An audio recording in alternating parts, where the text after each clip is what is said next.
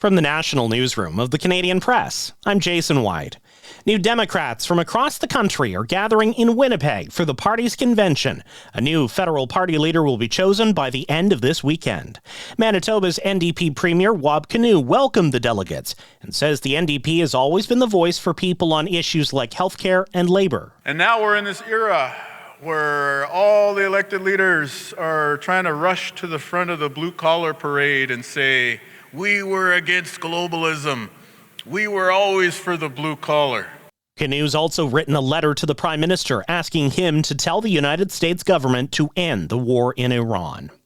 The G7's top diplomats met today and agreed attacks against civilians and infrastructure in the Iran war need to stop immediately. After their meeting, Foreign Affairs Minister Anita Anand reiterated Canada's position. Canada has been clear that it will require a ceasefire.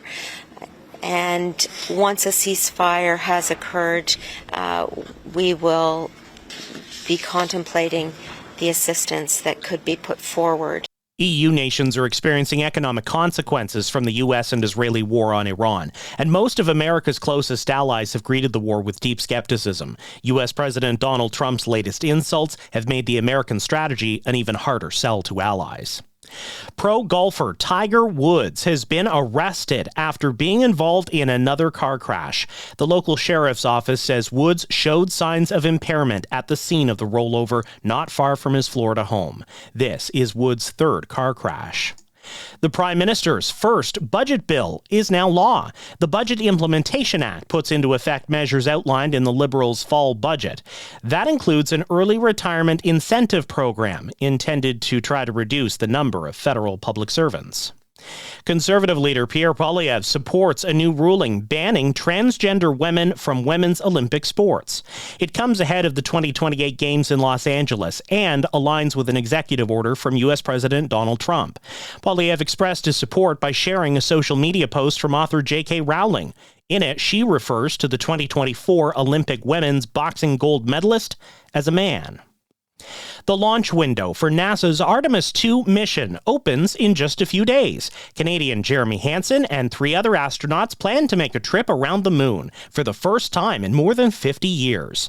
Mission Commander Reid Wiseman says they're ready. It has been a lot of work. It's been a great journey. It's great to be down here in the Florida warm air. The vehicle looked amazing on the pad on the way in. The launch window opens April 1st and will stay open until April 6th if NASA needs to delay because of mechanical or weather concerns. This is the Canadian Press. In sports, the Toronto Blue Jays kick off their 50th Major League Baseball season tonight as they welcome the Athletics to Rogers Centre. Kevin Gausman gets the opening day start for the first time in his 5-year Toronto tenure. Legendary freestyle skier Mikhail Kingsbury is retiring after this week's Canadian Moguls Championships in his home province of Quebec. And the 33-year-old is going out on top after winning gold in dual moguls and silver in traditional moguls at last month's Milan Cortina Olympics. Olympic bronze medalist Piper Gillis and Paul Poirier finished second in today's rhythm dance at the World Figure Skating Championships in Prague. The free dance goes tomorrow. And Alabama basketball guard Aiden Holloway has been granted permission by a judge to leave the state as his team prepares to face Michigan in the Sweet 16 in Chicago. The dual Canadian and American citizen was arrested on March 16th after authorities found more than 2 pounds of marijuana in his apartment. From the Canadian Press, I'm Jason White.